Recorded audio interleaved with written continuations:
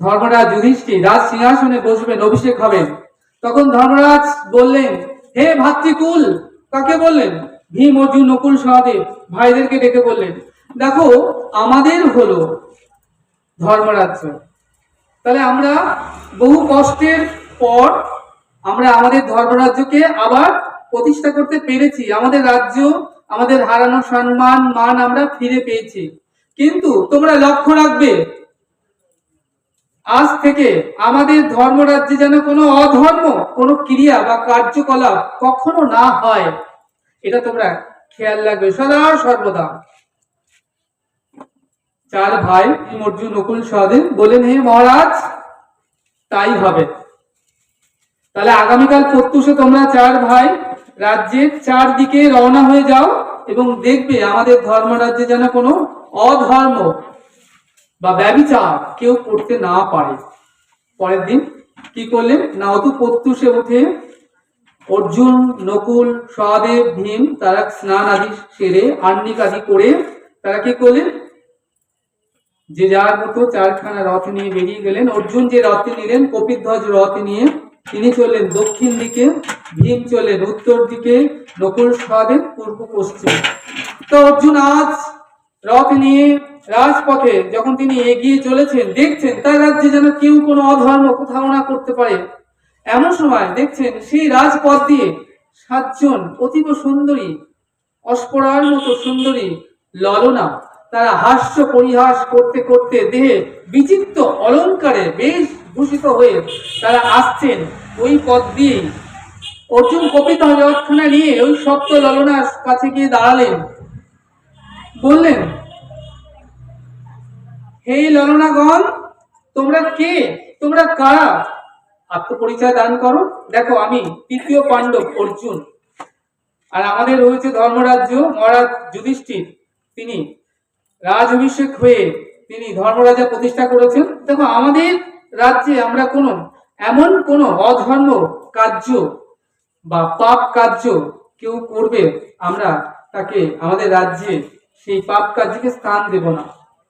তোমরা আত্মপরিচয় দান করো। ওই সপ্ত ললনা তারা বললেন, হে তৃতীয় পাণ্ডব অর্জুন, আপনি কি আমাদের দেখে কিছু বুঝতে পারছেন না আমরা কারা? বললেন, না, বুঝতে পারছি না, তোমরা কারা, আত্মপরিচয় দাও। বলেন, আমরা হলাম সপ্ত ললনা, অর্থাৎ সপ্ত গণিকা পতিতা। এই যে আমাদের দেহখানা দেখছো না, সুন্দর দেহখানা, এই দেহখানা বিচিত্র অলঙ্কারে বেশভূষিত হয়ে আমরা চলেছি এই রাজপথ দিয়ে। তাহলে আমাদের এই যে সুন্দর দেহ, এটা হচ্ছে আমাদের পসরা।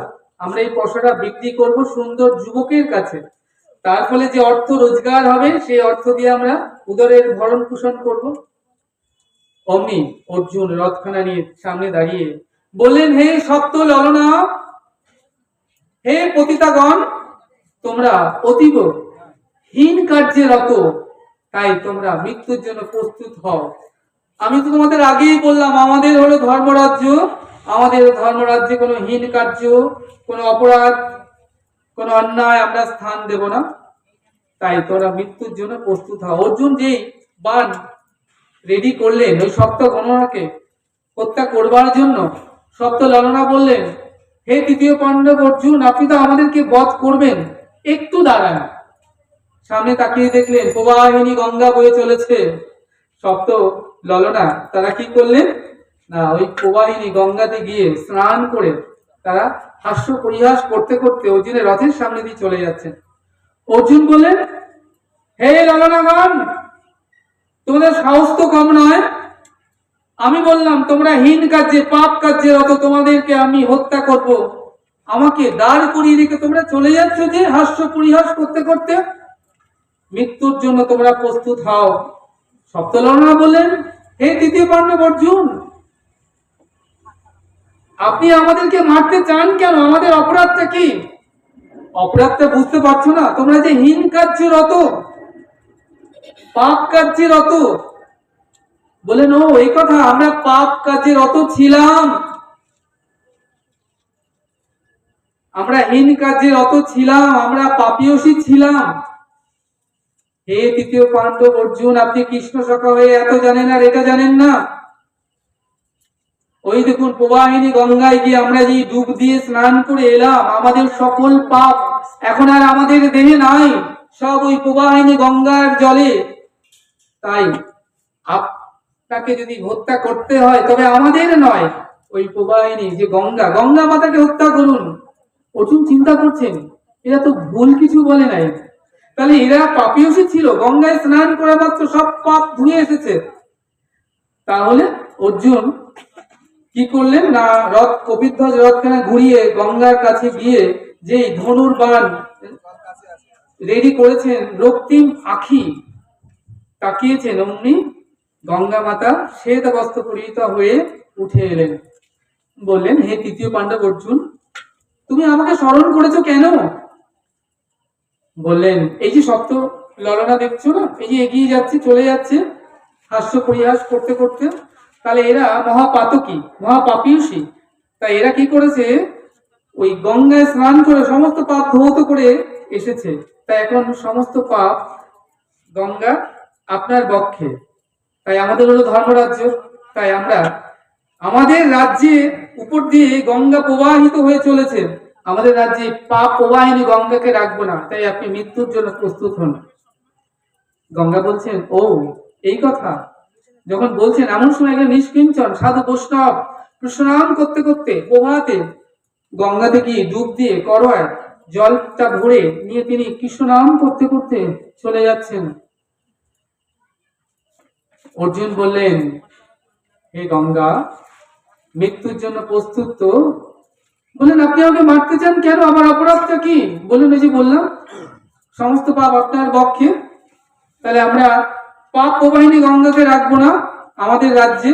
বললেন, সেটা আপনি করতে পারেন, পাপ প্রবাহিনী গঙ্গা আমি তো আপনার রাজ্যের উপর দিয়ে বয়ে চলেছি, আপনি আমাকে বধ করতে চান, কিন্তু আমার অপরাধটা কি? বললেন, ওই যে পাপ বললাম, সপ্তললনা পাপ ধুয়ে এসেছে।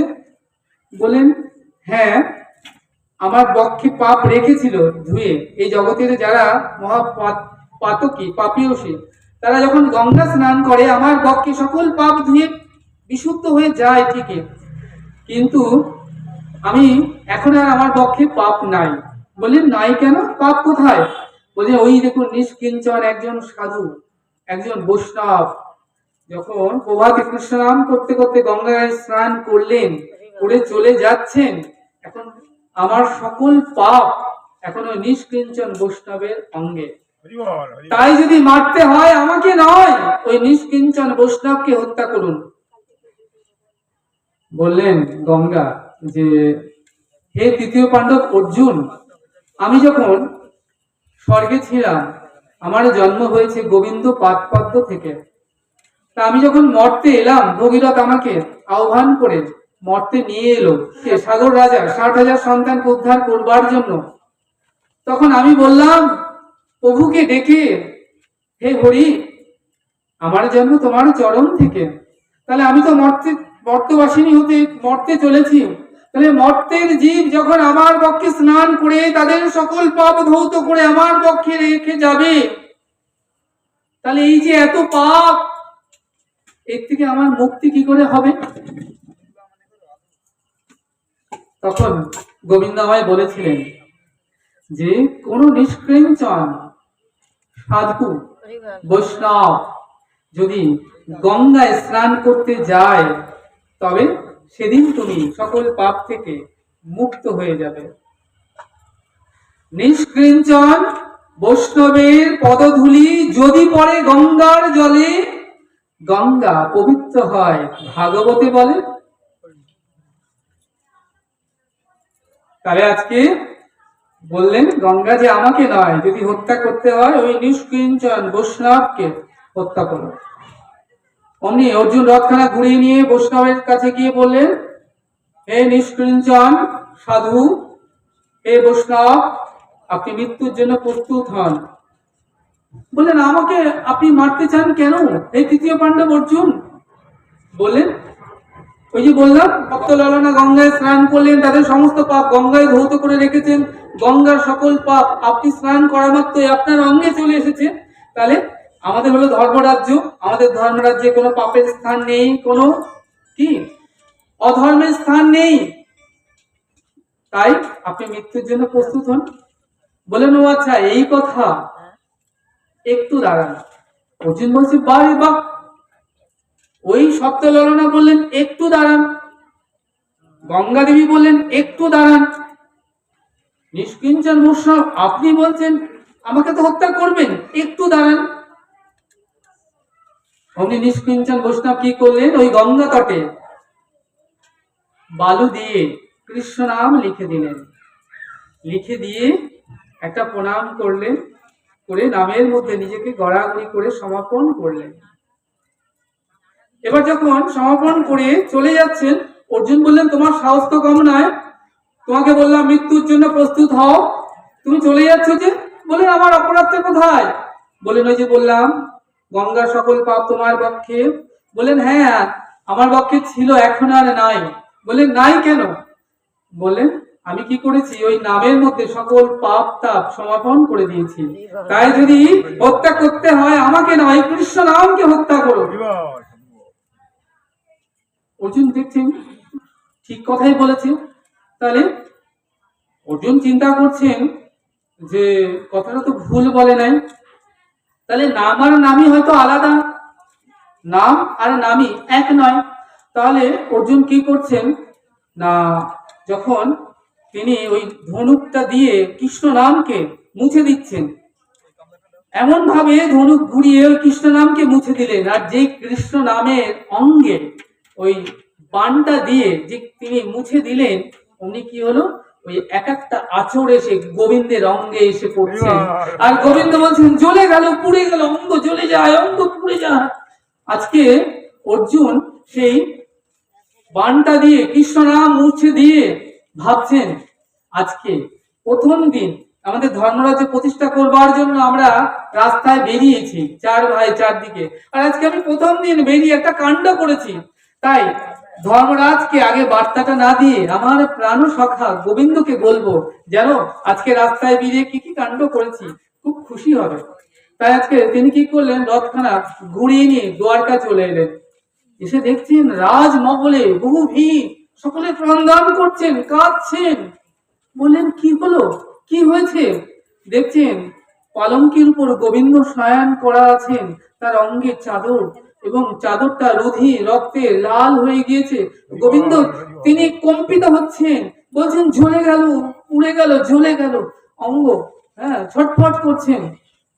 ভিড় সরিয়ে অর্জুন গেলেন, বললেন কার এত বড় সাহস, এত স্পর্ধা কার, যে অর্জুন সখা কৃষ্ণের অঙ্গে দাগা দিয়েছে? সে কি জানে না বিশ্বের সর্বশ্রেষ্ঠ ধনুর্ধর অর্জুন, হ্যাঁ যেই চাদরটা সরিয়েছেন, দেখছেন গোবিন্দের অঙ্গ থেকে রুধির ধারা বইছে, গোবিন্দ যন্ত্রণায় ছটফট করছেন।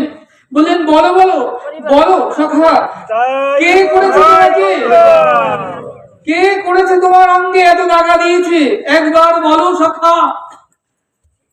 সে যেই হোক না কেন আমি অর্জুন প্রতিজ্ঞা করছি। অমনি গোবিন্দ এসে অর্জুনের মুখটা চেপে ধরেছে, সখা যা বলো তা বলো, তুমি যেন প্রতিজ্ঞা করো না, কিছু হলেই তুমি প্রতিজ্ঞা করো, আমি অর্জুনে প্রতিজ্ঞা করছি, প্রতিজ্ঞা করো না। তাহলে বলো কে সে?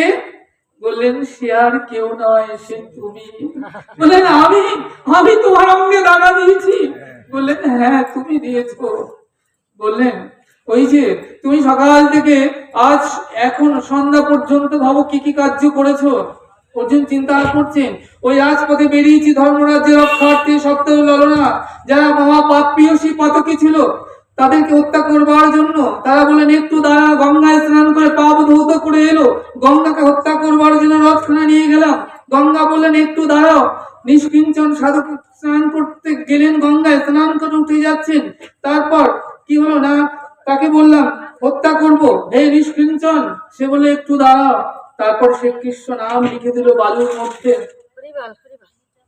তারপর সে একটি প্রণাম করলেন, আমি তো ওই নামকে মুছে দিয়েছি। গোবিন্দ বললেন নাম আর নামই যে অভেদ, সে কি তুমি জানো না? যেই নাম সেই কৃষ্ণ ভজনিষ্ঠা করি, নামের সহিত আছেন আপনি শ্রী হরি। কৃষ্ণ নাম আর কৃষ্ণ আলাদা নয়, বীজের মধ্যে বৃক্ষ যেমন দেখা নাহি যায়, নামের মধ্যে যা নামি আছে জানিও নিশ্চয়। যেই নাম সেই কৃষ্ণ ভজনিষ্ঠা করি, নামের সহিত আছেন আপনি শ্রীহরি। কৃষ্ণ নাম করলে কৃষ্ণের কথাই মনে আসে। তাহলে নাম আর নামই অভেদ নয়। তুমি নামকে যে অঙ্গে আঘাত করেছো, আঘাত এসে পড়েছে আমার অঙ্গে। হে অর্জুন, মনে করো আমি তোমাকে একদিন বলেছিলাম এই জগতে যদি পত্রং পুষ্পং ফলাং ত্বয়াং যেম ভক্ত পজস্বামী ভক্ত স্বামী পতাত্মনঃ, কেউ যদি কোনো ভক্ত আমাকে একটু পত্র পুষ্প ফল জল ভক্তিপূর্ণ চিত্তে অন্তরের শুদ্ধ অন্তঃকরণে আমাকে নিবেদন করে, সেই ভক্তের অর্পিত দ্রব্য আমি সাদরে গ্রহণ করে থাকি। তাহলে পত্র, কোন পত্র? তুলসী পত্র। যদি এমন দিন আসে তুলসী গাছ বৃন্দা দেবী না থাকে, শুকিয়ে যায়, পত্র যদি না থাকে এই জগৎ সংসারে, পুষ্প যদি সে পুষ্প যদি সব ঝরে যায়, পুষ্প যদি না থাকে, ফল যদি না থাকে, আর যদি সব জল শুকিয়ে যায়, তাহলে কি দিয়ে আমাকে আমার ভক্ত আমার সেবা করবে?